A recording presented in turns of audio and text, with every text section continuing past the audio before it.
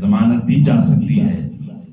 لیکن اس کے رب العالمین نے وقوموا مع الصادقین سچوں سے نسبت جوڑنے کا یہ حکم کیوں فرمایا؟ کونو بھی عمل کا صیغہ ہے۔ مفسرین نے، اہل محبت نے اس کا یہ جواب دیا کہ اللہ رب العزت نے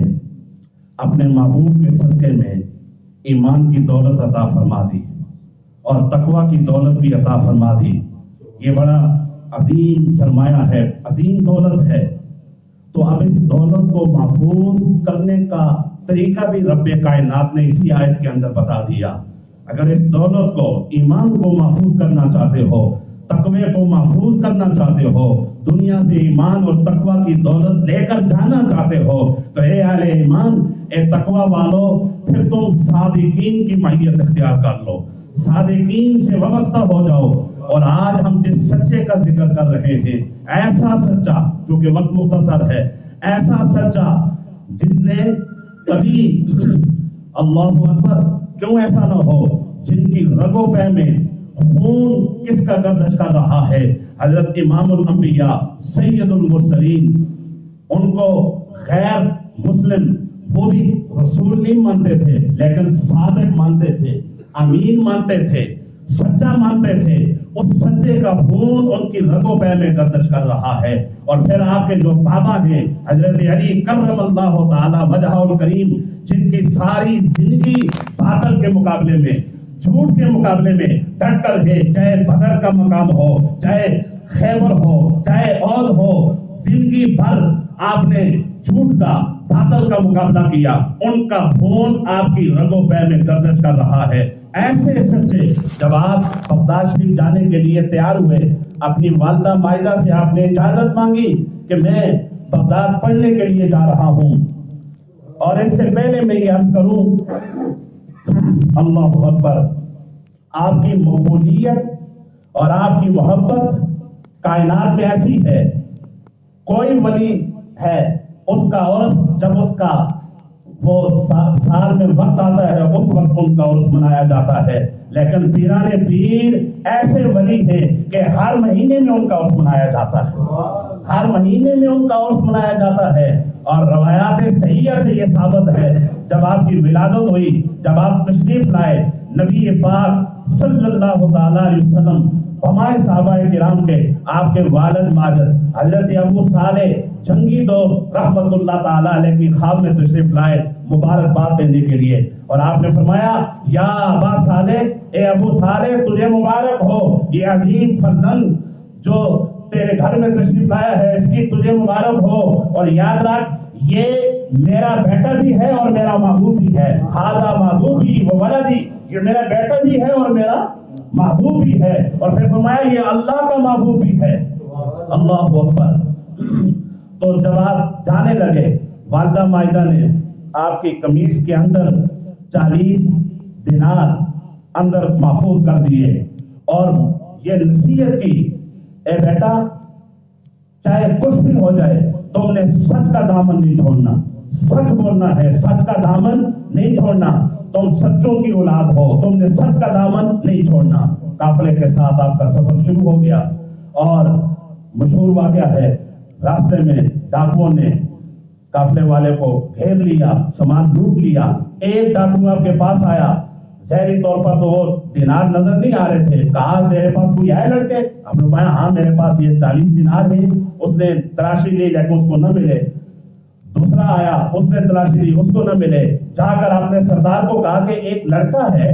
لیکن وہ کہہ رہا ہے میرے پاس مال ہے، مال نظر نہیں آ رہا۔ تو جب اس ڈاکو کا جو سردار تھا انہوں نے کہا انہوں میرے پاس لے کے آؤ، اس کی تقدیر بدلنے والی تھی۔ جب آپ وہاں گئے تو کہا کہ تم تو مال چھپا سکتے تھے ڈاکوؤں سے، یہ کیوں بتایا؟ کہا کہ میری ماں نے رخصت کرتے وقت مجھ سے یہ وعدہ لیا ہے، مجھے یہ نصیحت کی ہے، بیٹا کچھ بھی ہو جائے آپ نے سچ کا دامن نہیں چھوڑنا۔ جب یہ کہا تو اس ڈاکو کا جو سردار تھا اس پر کیفیت طاری ہو گئی، اب غوث پاک نے کوئی اس کو تبلیغ نہیں کی، کوئی کتابیں لے کر سامنے درس دینا نہیں شروع کیا، کوئی تقریر نہیں کی، صرف اتنی بات کہی ہے کہ میری ماں نے مجھ سے وعدہ لیا ہے اور میں جھوٹ نہیں بولا، یہ پیسے میرے پاس موجود ہیں، دینار موجود ہیں۔ اس نے کہا کہ یہ ایک لڑکا جو اپنی ماں سے کیا ہوا وعدہ اس کو نبھا رہا ہے، اور پتہ نہیں میری کتنی عمر ہو گئی ہے، رب سے کیے ہوئے کتنے وعدے میں نے توڑ دیے۔ بس جب یہ کیفیت طاری ہوگی، اس نے کہا میں آپ کے ہاتھ پر توبہ کرنا چاہتا ہوں۔ اس نے توبہ کی، اور جو باقی اس کے ساتھ جو اس کے رفقا تھے انہوں نے کہا کہ جب تم ڈاکو تھے اس وقت بھی آپ ہمارے سردار تھے، اور آپ توبہ کر رہے ہو تو اس وقت بھی آپ ہمارے سردار ہو، ہمیں بھی ساتھ توبہ کرواؤ۔ اور سارے ڈاکوؤں نے آپ کے ہاتھ پر توبہ کی، اور ایسی توبہ کی کہ وہ صرف توبہ طائب نہیں ہوئے بلکہ اللہ رب العزت نے ان کو مقربین کی فہرست میں شامل فرما دیا۔ اور پھر یمن کے اندر ایک عیسائی شخص، اس کے دل میں خیال آیا، غوث پاک کی آپ عظمت جانے، عیسائی کے دل میں یہ خیال آیا کہ میں اسلام قبول کر لوں، ساتھ ہی یہ خیال آ گیا کہ میں اسلام یمن میں اس شخص کے ہاتھ پر قبول کروں گا جو اس وقت سب سے افضل ہوگا، سب سے بہتر ہوگا۔ جب یہ اس نے خیال کیا، اب پھر سوچ میں پڑ گیا کہ میں ایسا شخص کہاں سے تلاش کروں گا، یہ تو میرے لیے بڑا مشکل ہو گیا، بڑی کشمکش میں رہا۔ اسی حال میں اس کو اونگ آ گئی، آنکھ لگ گئی، زہری آنکھ بند ہو گئی، دل کی آنکھ بیدار ہو گئی۔ حضرت عیسیٰ علیہ السلام اس کی خواب میں تشریف لائے اور آ کر فرمایا تو پریشان کیوں ہوتا ہے، بغداد چلا جا، شیخ سید عبد القادر جیلانی رضی اللہ تعالیٰ عنہ ان کے پاس جا، ان کے ہاتھ پر تو اسلام قبول کر، اور اس پر پوری روئے زمین پر ان سے افضل کوئی بھی نہیں ہے، ان سے افضل کوئی بھی نہیں ہے، جن کی افضل، جن کی فضیلت کو عیسیٰ علیہ السلام بیان فرما رہے ہیں۔ اللہ رب العزت نے بغیر کسی مشقت کے، بغیر کسی مجاہدے کے ہم پہ رب کا یہ اتنا احسان ہے، اتنا احسان ہے کہ ہم ساری زندگی رب کی بارگاہ میں سجدہ شکر ادا کرتے رہے۔ اللہ رب العزت کی اس نعمت کا ہم شکر ادا نہیں کر سکتے جو بغیر کسی مشقت کے، بغیر کسی ریاضت کے حضور غوث پاک جیسا ہمیں پیر عطا فرما دی۔ اور جن کا یہ فرمان ہے،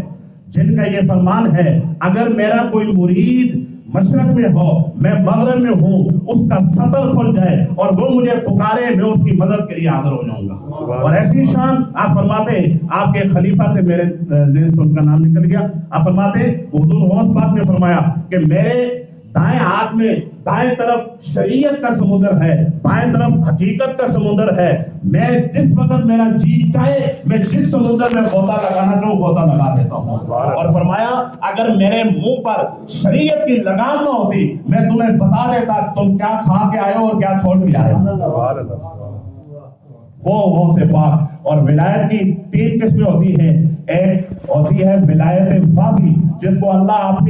اپنی مرضی سے ولی بنا دے، اور ایک ہوتی ہے ولایت کسبی جو محنت کر کے بنتا ہے، کوشش کر کے بنتا ہے، اور ایک ہوتی ہے ولایت نسبی جو نسب کے ذریعے چلی آتی ہے۔ اللہ پاک نے آپ کو ولایت واقعی بھی عطا فرمائی ہے، ولایت نسبی بھی عطا فرمائی ہے، اور ولایت کسبی بھی عطا فرمائی ہے۔ اللہ رب العزت آج کی ہماری اس حاضری کو اپنی بارگاہ میں شرف قبولیت عطا فرمائے۔